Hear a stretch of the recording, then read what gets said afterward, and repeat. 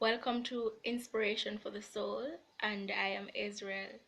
I would like to speak on the topic of loving thy neighbor as we love ourselves. When we fall in the presence of everyone. We fall for everyone to see it. Have you ever contemplated it?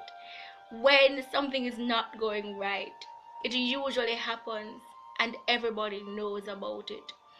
Our families know, our friends know, our well wishers know, people who don't even know us have seen it, and most certainly our enemies see it. Those who have been wishing all along to see your demise, they see it too. And this brings me straight into the topic, and I'm going to make reference to a passage in the Bible where a lawyer asked Jesus, "Teacher, tell us, what is necessary to inherit the kingdom?" And Jesus responded to him by saying, "You shall love the Lord your God with all your heart, with all your soul, with all your strength, and with all your mind, and your neighbor as yourself." And he asked, "Who is my neighbor?" And Jesus told of the story of the Good Samaritan, where this man was beaten. He fell upon thieves and he was beaten and stripped and robbed and left to die at the side of the road. And the Good Samaritan came along and saw that. Now, the Good Samaritan is somebody who doesn't know him. He wasn't even there. He never saw it. He doesn't know the guy from anywhere.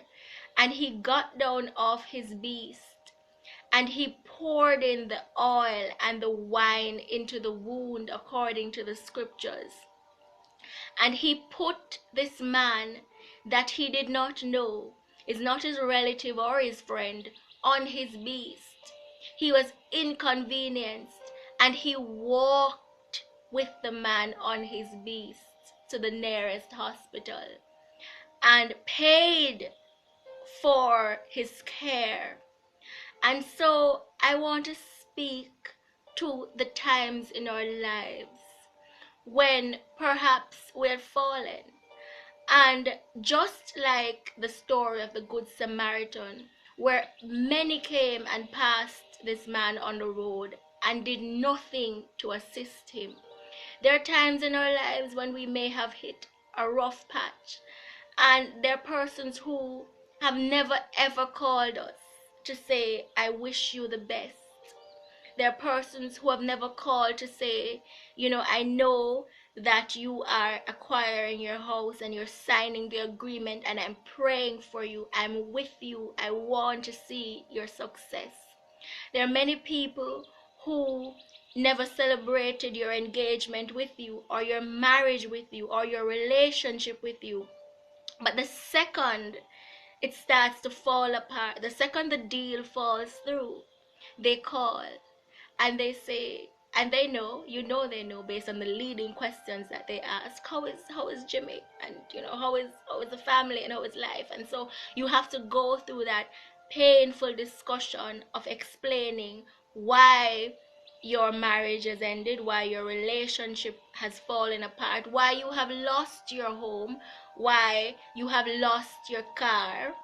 And at the end of the day, that's all that happens. You explain, and all they can say is, "Well, I'm sorry to hear that."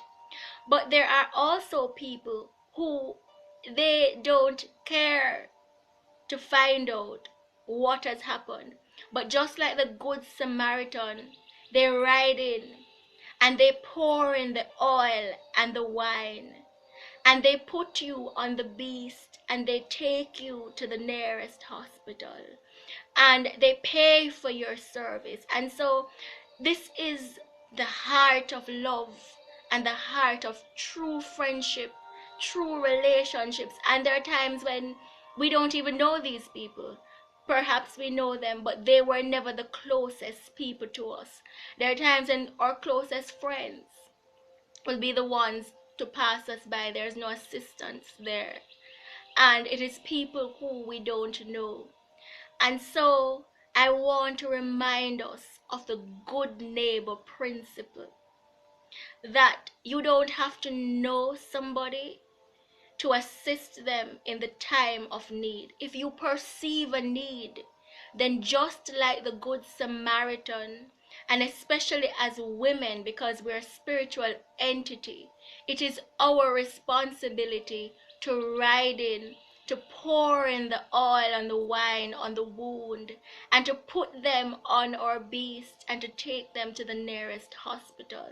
When we have friends in our lives and our friends have fallen on rough times, as this man had fallen on rough times, it is our responsibility not to smirk in the background and not to be hypocrites about it, but to be true friends. And if you cannot be a true friend, then stand back. Do not pour salt in the wound. Do not make it any worse.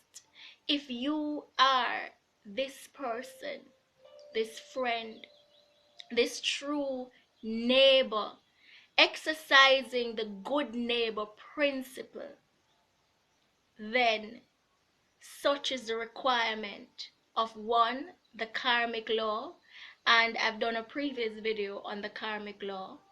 Such is the requirement of the karmic law, because as the karmic law says, that whatever it is that we have done unto another, it is already done unto us. And so if you pass a sister on the way when she's hurt and bruised and tortured and tormented, and you have done nothing to assist her, or if you have put your foot out in the way to cause her fall while she's on her way down, or if you have kicked her to her fall while she was already falling, then the karmic law is also in motion. And so, as human beings and as women, we have to be mindful of the good neighbor principle, because such are the requirements to enter into the kingdom, and such are the requirements of the karmic law.